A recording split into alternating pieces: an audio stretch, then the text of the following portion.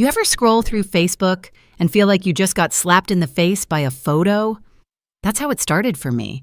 There it was, my little brother Nathan, standing in full dress blues at the Naval Academy, grinning like he'd just won the world.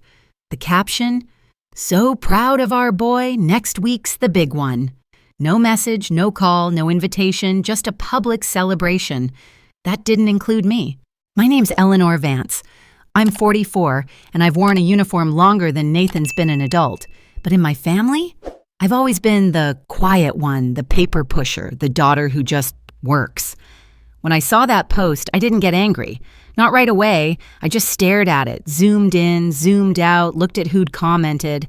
All familiar faces, old friends of my dad's, my mom's church group, people who used to call me kiddo before I enlisted. And I wasn't tagged, wasn't mentioned, wasn't thought of. That photo told me everything I needed to know. In their world, I didn't exist. I didn't text anyone, didn't ask why. Instead, I quietly requested leave, booked a flight and packed a black tailored suit, civilian cut, no medals, no stripes. The kind of outfit that lets you blend in with the background, if that's what you're used to. And I was. I'd spent 2 decades serving my country, most of it in classified environments, where silence is standard and ego gets you killed. But being invisible in your own family, that hits different. I showed up alone, no +1, no name on the guest list. The young ensign at the check-in table looked up from his clipboard with a polite but practiced smile. Name? Admiral Vance. His eyes scanned, then frowned. "I'm sorry, ma'am. You're not listed. Are you sure you're supposed to be here?" "Yes," I said quietly. "I'm sure." They put me in the overflow section, behind the family row, behind the press, near the back, under partial shade, like someone nobody expected, but didn't want to turn away. And from there, I sat, still, quiet, watching my parents laugh with Nathan's wife, watching cameras flash. None pointed in my direction. I wasn't bitter, not yet. But this wasn't just another slight. This was the beginning of something bigger. Some revenge stories come loud and explosive. Mine started with a clipboard, a missing name, and the kind of silence that demands to be answered. The usher guided me through the rows with a clipboard and a half apology in his voice. "This way, ma'am. Overflow seating's just around the back." We walked past neatly arranged white chairs, all roped off for family, a command, and honored guests. There they were, my parents, front and center. Dad sat with his spine ramrod straight, the same posture he drilled into us growing up. One hand on his knee, the other gripping the program like it was a mission brief. Mom wore her signature pearl necklace and a blue silk dress, smiling like a senator's wife at a press event. Neither of them looked over. Maybe they didn't see me. Maybe they did, and chose not to. The usher pulled out a folding chair from the back row and gestured. "Here you go, ma'am." I nodded, sat down, and for a moment just watched. Nathan's name echoed through the crowd, his photos on the big screen, speeches lined up one after another. There were chuckles when someone recounted how he used to bark orders at neighborhood kids with a toy rifle. We always knew he was meant to lead. And me? No one mentioned me. Not once. I sat still, composed, invisible. There was a moment right when they introduced the color guard, when my mom leaned over and whispered something to Nathan's wife, and they laughed. I don't know what they said. I don't need to, because I know that laugh. It's the same one they've used for years when I show up overdressed or mention deployments they can't brag about at brunch. It's the kind of laugh that says, "She tries, but bless her heart." And that cuts deeper than any insult ever could. You ever had that moment where everyone in the room seems to recognize each other, but when they look at you, it's like you're made of air? Drop a comment if you know what that feels like. Not for sympathy, just so I know I'm not the only one who's ever sat in the last row of their own family. I didn't come here for recognition. But the silence was louder than any award. And in that stillness, I realized something. They weren't just leaving me off the list. They were writing a story without me, and I was done sitting in the margins. The band had just started playing the anthem when I felt a tap on my shoulder. I turned, expecting some mid-level officer to ask if I was in the wrong row. Instead, I found myself face to face with General Victor A. Langston. 4 stars gleamed on his chest. His face was calm, but there was a weight to his presence, like the air itself stood at attention around him. He didn't raise his voice. He didn't need to. "Ma'am," he said evenly, "you're in the wrong seat." Before I could respond, he nodded toward an officer standing nearby. "Escort Rear Admiral Vance to the VIP section." I heard the words before I felt them. Rear Admiral Vance. For a second, the world didn't move. Then, like a ripple, heads started turning. Not all, not dramatically, but enough. The officer gestured forward and I stood. Not rushed, not hesitant, just steady. As I walked up the aisle, I passed my family. My mother blinked once, lips slightly parted. My father turned his head, but not fully. Just enough to register that I was no longer in the shadows. Nathan didn't flinch. His gaze stayed fixed forward as if nothing had changed. But something had. Everything had. They had seated me in the overflow like a forgotten name. Now I was being led by a 4-star general to the front row. No uniform, no medal display. Just a black suit and a name they hadn't spoken in years, spoken now with full rank. The usher pulled out a chair 3 rows from the stage.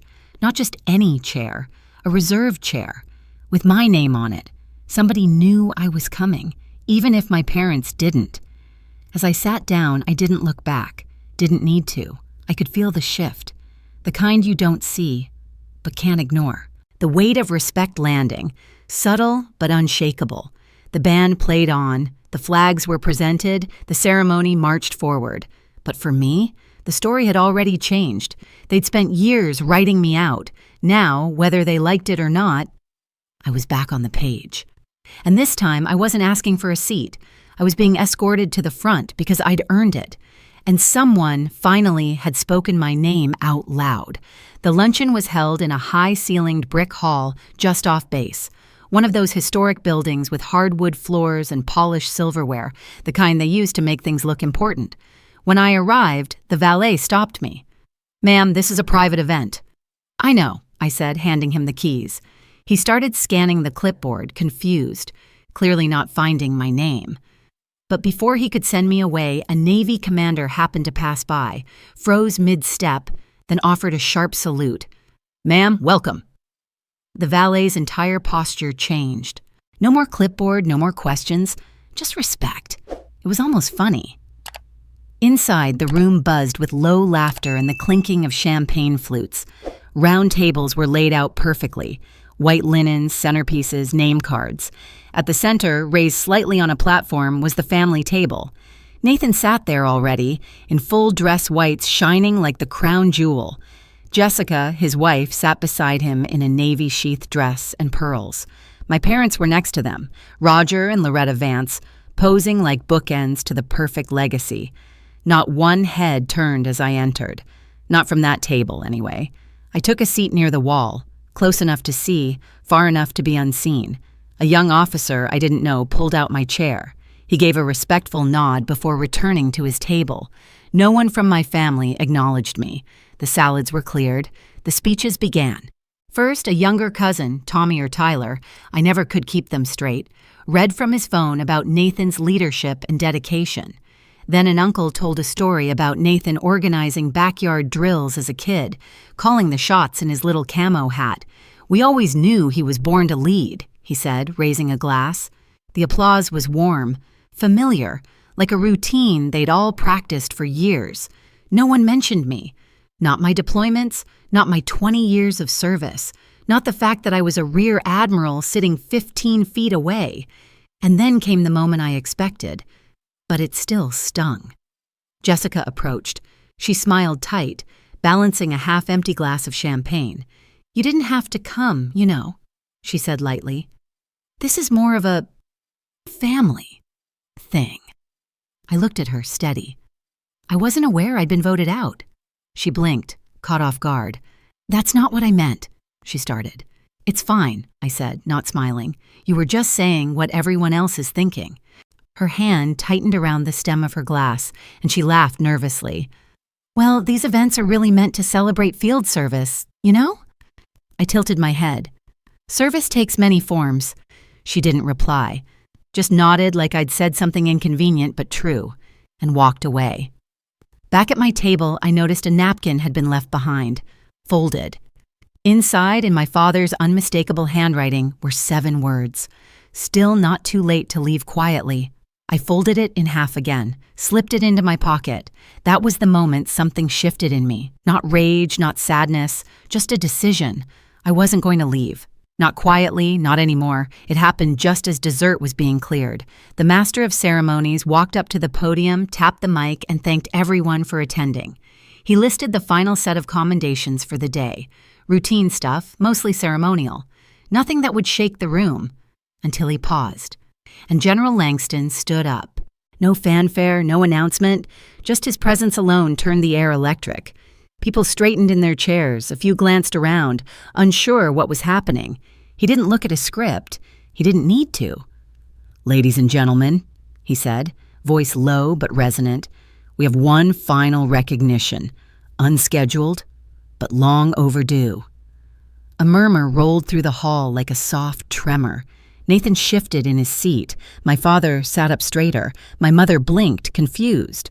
"This commendation," General Langston continued, "has been withheld from public view for reasons of national security. But the time has come." Silence. Real silence. No clinking of silverware.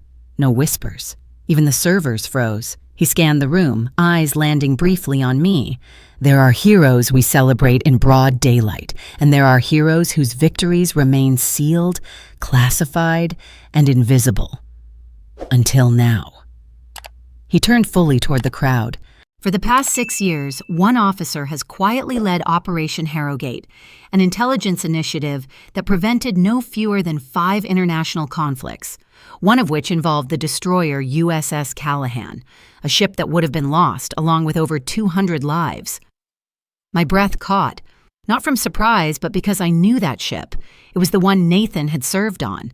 A visible shift happened in the room. Chatter stopped mid-sentence, eyes widened. Even those who'd been dismissive earlier now leaned forward. "Rear Admiral Admiral Vance," he said clearly. "Please join me on stage." A beat, then a wave of motion, uniforms rising to their feet row by row, not just out of protocol, out of shock, out of respect. I stood, slowly, calm. No smile, no vindication flashing across my face, just presence. As I walked toward the stage, I passed my parents and Nathan. My mother's hand froze mid-reach for her glass. My father's mouth opened slightly, but no words came. "Nathan." He didn't even blink. His face had gone pale, jaw clenched. General Langston met me at the top of the stairs. He opened a navy velvet box and pulled out the Navy Distinguished Service Medal, pinning it neatly on my lapel. He leaned in just enough for only me to hear. "They'll understand soon." I replied softly, "Some already do." He turned back to the mic. "She not only protected American lives, she trained the next generation of intelligence officers. And," his tone shifted, "she now leads the Strategic Capability Assessment Panel for mid-level combat officers across the Pacific Fleet." There it was, the twist no one saw coming. "She'll be overseeing reviews, including that of Lieutenant Colonel Nathan Vance." Gasps. Soft but real. I didn't look at Nathan. I didn't have to. I felt the heat coming off his silence. Back at my seat, no one clapped louder than they were expected to, but no one looked at me the same either. The woman they had ignored now sat in a seat they couldn't touch, and suddenly they weren't sure what story they were part of anymore. Because this wasn't just a return, it was a reckoning, and I hadn't forced my way to the front. I had been brought there, because the work I did in silence had become impossible to ignore. The reception hall shimmered with soft lighting and muted piano music, like it was trying to smooth over everything that had just happened, but it couldn't. I stood near a tall window sipping water, not to hydrate, just something to hold. Around me, people moved carefully, like the floor had shifted and they weren't sure where the edges were anymore. From across the room, I saw them. My family. Clustered near the dessert table like they were circling wagons. Jessica glanced nervously in my direction. Nathan had his arms crossed, jaw locked. My mother was reapplying lipstick. My father nursed a bourbon he wasn't drinking. They were gathering themselves, preparing for something. Sure enough, a few minutes later, I felt the shift. Footsteps. Hesitant. Nathan was the first to speak. "Rear Admiral Vance," he said flatly. "That was quite a performance." I turned, slow and calm. It wasn't a performance. It was recognition. "You lied to us," he hissed. "You let us think you were nothing. You let Dad—" "I let you believe whatever you needed to," I said. I wasn't going to shrink to fit your version of me anymore. My mother stepped forward, voice shaking slightly. "We didn't know, Eleanor. Honestly, we didn't." "I believe that," I said, "but not knowing doesn't erase the damage. It just explains it." My father stayed quiet. That somehow said more than anything. A young officer approached and handed me a small envelope. Official. Sealed Ed. "The next assignment," he said. "They're requesting you personally." I tucked it into my jacket pocket without breaking eye contact. There it was. The truth they never wanted to face. I hadn't come here for them. I didn't need closure. I didn't need forgiveness. I just needed them to finally see me. We stood in silence for a long beat. Then I stepped back. Not dramatic, just deliberate. "Take care of yourselves," I said. And I meant it. I just didn't owe them anything beyond that. Outside, the evening had cooled. The wind rolled in off the bay, crisp and clean. I walked down the stone path beside the hall, my heels quiet against the earth, the applause from earlier still echoing softly inside me. There was a bench under a sycamore tree. I sat there for a moment, breathing, not triumphant, not bitter, just still. From across the lawn, I saw them again, my family, at the top of the steps. They looked smaller somehow. Maybe I'd finally stepped far enough back to see them without the distortion of old need, and for the first time in years, I felt light. I reached into my pocket, pulled out the folded program. My name was there now, printed clearly near the bottom. Rear Admiral Eleanor Vance. I traced it with my finger, not to prove anything, just to remember. This wasn't revenge. This was return. And this time, I wasn't waiting for their seat. I'd already built my own. Have you ever felt like you had to earn your worth twice just to be seen once? Or sat in a room full of your own family and still felt invisible? If this story hit close to home, tell me below. What's the one thing you wish they had seen in you sooner? I read every comment, and I see you now.